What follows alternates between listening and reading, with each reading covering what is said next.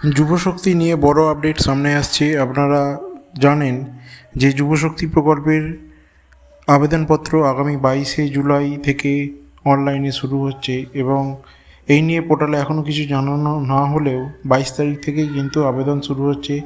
এবং যুবশক্তি প্রকল্পের যে টাকার অ্যামাউন্ট 3000 টাকা এবং 2000 টাকা, 3000 টাকা কারা কারা পাবেন, 2000 টাকা কারা কারা পাবেন। 3000 টাকা পাবেন যাদের বয়স 21 থেকে 45 বছরের মধ্যে এবং যোগ্যতা ন্যূনতম গ্র্যাজুয়েশন, সেটা যে কোনো স্ট্রিম বা শাখা থেকেই হতে পারে, আর্টস, কমার্স, সায়েন্স, বিটেক বা অন্য কোনো শাখা থেকে গ্র্যাজুয়েশন হলে তিনি 3000 টাকা করে পাবেন প্রতি মাসে। তার জন্য কিছু শর্ত মেনে চলতে হবে। বয়স হতে হবে 21 থেকে 45 বছরের মধ্যে। তিনি সম্পূর্ণরূপে বেকার, অর্থাৎ ইনি অন্য কোথাও চাকরি করতে পারবেন না। তার পিএফ অ্যাকাউন্ট থাকলে চলবে না। তার পিট্যাক্স যদি কাটে তাহলে তিনি পাবেন না। এছাড়া 2000 টাকা করে পাবেন যারা মাধ্যমিক উত্তীর্ণ ন্যূনতম, তারা কিন্তু 2000 টাকা পাবেন, কিন্তু গ্র্যাজুয়েশন নয়, তারা কিন্তু 2000 টাকা পাবেন। তাদের ক্ষেত্রেও যোগ্যতা কিন্তু একই, তাদেরকে সম্পূর্ণ বেকার হতে হবে, বয়স কিন্তু 21 থেকে 45 বছরের মধ্যে হতে হবে এবং পিএফ অ্যাকাউন্ট থাকলে চলবে না বা পিট্যাক্স কাটলে হবে না। অর্থাৎ সোজা কথায় তিনি যেন কোথাও চাকরিজীবী না হন।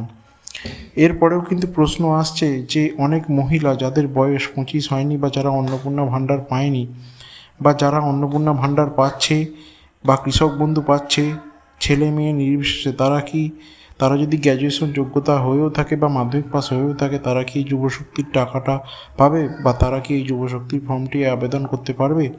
তাদের ক্ষেত্রে বলে দেওয়া ভালো যে সরকারি নিয়ম অনুযায়ী কিন্তু যে কোনো একটা প্রকল্পের টাকাই কিন্তু আপনি পাবেন। আপনি কিন্তু একটি প্রকল্পের টাকা পেলে অন্য প্রকল্পের টাকা পাবেন না। এটি হচ্ছে সরকারি রুলস বা নিয়ম। অর্থাৎ আপনি যদি আগে অন্য কোনো প্রকল্পের টাকা পেয়ে থাকেন, যেমন যদি মেয়েদের ক্ষেত্রে অন্নপূর্ণা ভাণ্ডার বা ওই জাতীয় কিছু, বা ছেলেদের বা মেয়েদের ক্ষেত্রে যদি কৃষক বন্ধু পেয়ে থাকেন, তাহলে আগে কিন্তু আপনাকে ওইটি বন্ধ করতে হবে, তবেই কিন্তু আপনি যুবশক্তির টাকা পেতে পারবেন। কারণ কৃষক বন্ধু কিন্তু এখন 6000 টাকা থেকে বাড়িয়ে বার্ষিক 9000 টাকা করা হয়েছে। তারপরেও কিন্তু যুবশক্তি দেখুন, যারা মাসে 3000 টাকা করে পেলে বছরে 36,000 টাকা পাবে, বা যারা মাসে 2000 টাকা করে পাবে তারা কিন্তু বছরে 24,000 টাকা পাবে। অর্থাৎ কৃষক বন্ধুর টাকা থেকে কিন্তু যুবশক্তির টাকার পরিমাণটা অনেকটাই বেশি।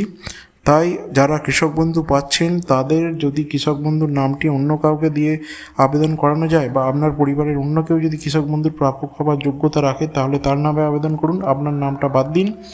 কিন্তু আপনি যদি যুবশক্তি পেতে চান, তাহলে কিন্তু অবশ্যই কৃষক বন্ধুটা কিন্তু আপনাকে বন্ধ করতে হবে।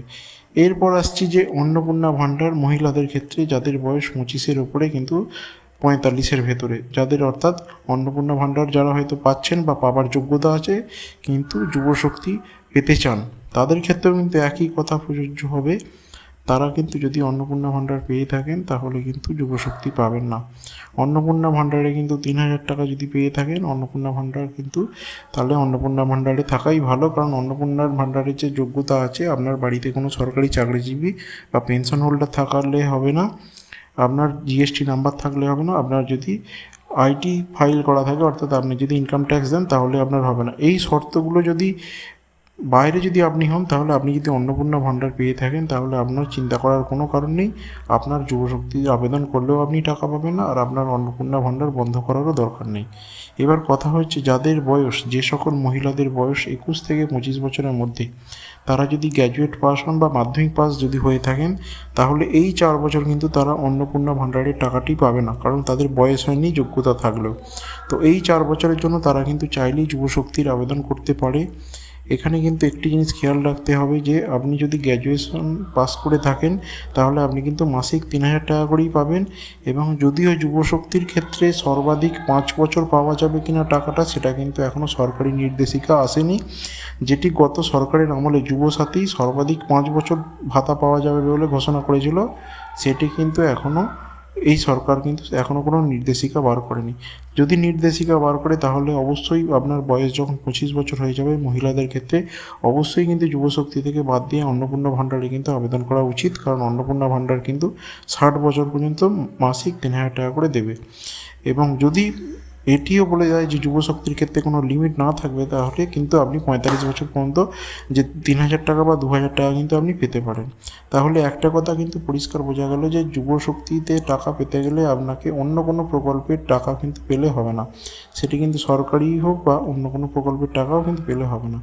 অর্থাৎ এবার আপনি সিদ্ধান্ত নিন যে আপনি কোন প্রকল্পের আবেদন করবেন বা কোন প্রকল্পের আবেদন করলে আপনার টাকাটি আপনি বেশি পাবেন এবং দীর্ঘ সময় ধরে পাবেন, সেই অনুযায়ী আবেদন করুন। এবং যদি আপনার কোনো প্রকল্প যদি আগে থেকে টাকা পেয়ে থাকেন, তাহলে সেই প্রকল্পের টাকা যদি কম হয়ে থাকে, তাহলে সেই আবেদনটি বন্ধ করে দিন, এবং যাতে আপনি যুবশক্তি প্রকল্প যখন চালু হবে তখন যাতে আবেদন করতে পারেন। যুবশক্তির যখন নেক্সট আবেদনপত্র শুরু হবে তখন কিন্তু সবার আগে ডিটেলস আপডেট কিন্তু আমার চ্যানেলে দিয়ে দেবো। তাই ভিডিওটি ভালো লেগে থাকলে লাইক করবেন এবং চ্যানেলটি সাবস্ক্রাইব করে রাখবেন। ধন্যবাদ।